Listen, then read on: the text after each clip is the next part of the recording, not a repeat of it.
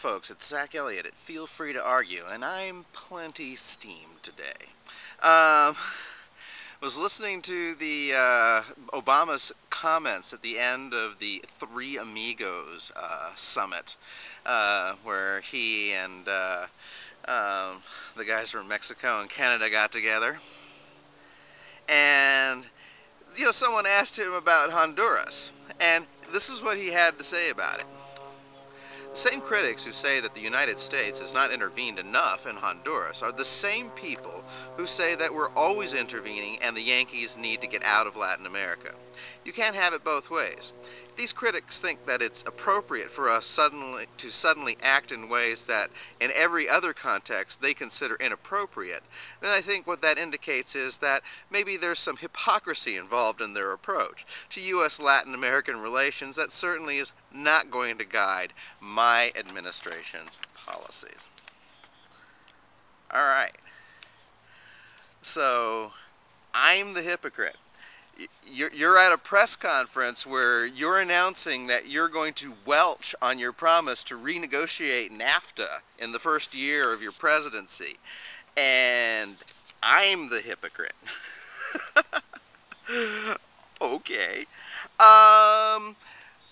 Let's look at this invented position that Obama has come up with here, which no one actually advocates, because I think what he's talking about is, and rightfully so, he's saying, I don't want to do a military intervention in Honduras. Well, great. That puts you on the same page with everyone, because no one, I think, really is asking for a military intervention in Honduras.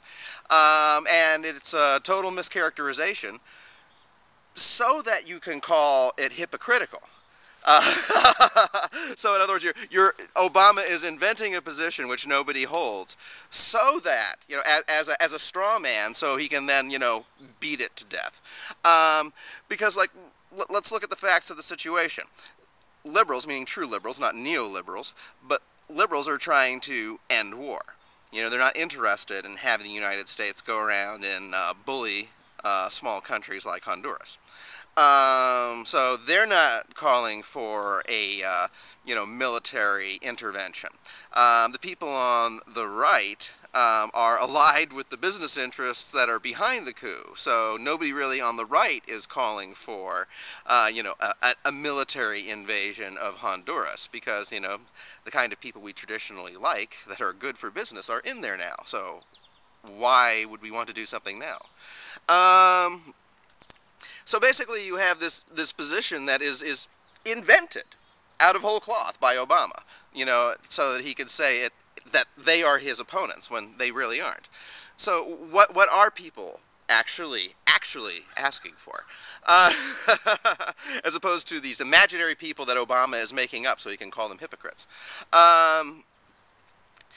What people are doing, and what other nations around the world are doing, are declaring it fully and officially a coup, and not just saying it's a coup, but refusing to officially label it a coup, which is what the United States is doing, and which is pretty much alone in the world in doing.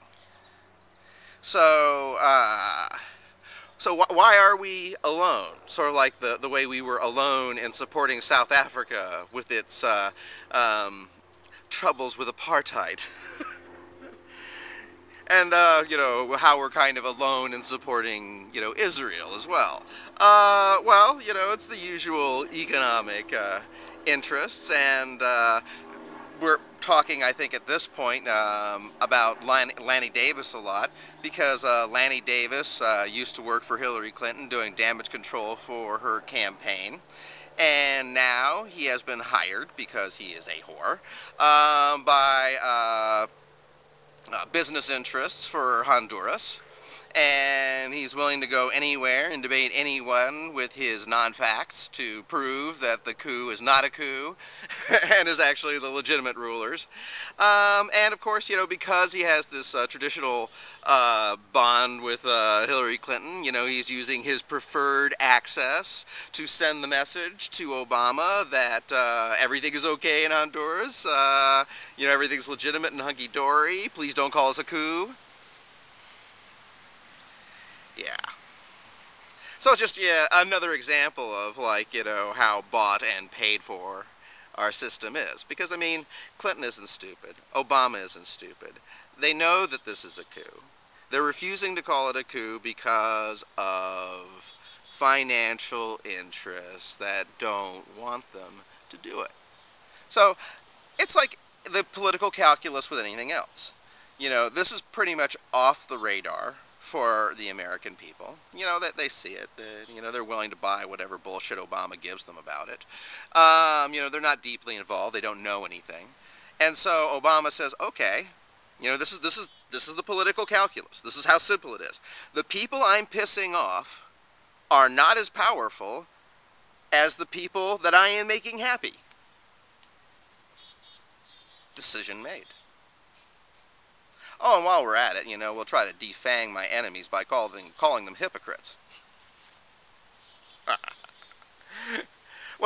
And that is the calculation. You can look at that calculation straight down the line for anything for Obama.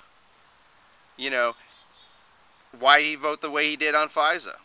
He gets more from the phone companies than he loses from people who feel like they have nowhere to go. You know, his support is locked in, so he can piss them off. They're not going to leave, even if he takes a big pile of money from, like, the phone companies and doesn't do what's right. People will support him anyway. I did it, to be totally fair. And I guess I deserve to be called a hypocrite by a hypocrite now. But I'm still mad. And that's basically my take on these comments, because I just think they're such a joke. And I think it's interesting that Obama has to work out these convolutions, that he has to invent an opposing position in order to trash it. Because, I mean, it's very simple what he should be doing. And everyone is in 100% agreement that if he just does what the law would require him to do, if he just does what's morally correct, what's logically and legally correct, and calls this thing a coup, and then just lets the machinery of the law, you know, follow its course, I think everybody except the coup government is happy. And you notice this is not militarily going in. Because we can starve this coup out. And we're the only ones who can do it. Because Honduras is entirely dependent. I've made this point before. Honduras is entirely dependent on us. Nearly 70% of the Honduran economy is from trade with the United States. So, like Zelaya said, you know, the ousted president himself, I mean, he just wants the United States to cut off all the ties. And as he pointed out, the coup will immediately shrivel up and die. You don't have to go in with troops. Not a single American life needs to be lost. Not one. All we have to do is do the right thing. All we have to do is do the morally correct thing. All we have to do is do the legally correct thing. It's really simple.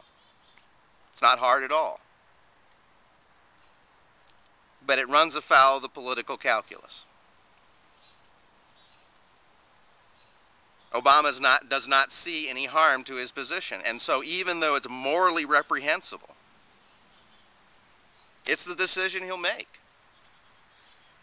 Because he only cares if it's a fire that's burning him. If it's not a fire that's burning him, he could give a fuck. And he will just let himself be paid off. That's the way he is. That's who he is as a politician. So, anybody who's expecting anything different from him, good luck with that. You're going to be called a hypocrite next, because, you know, you won't like some kind of corporate thing that he's doing, and he'll say, yeah, you know, he'll make up something for you to be saying. Anyway, this is Zach Elliott, and as always, you know, you can feel free to argue.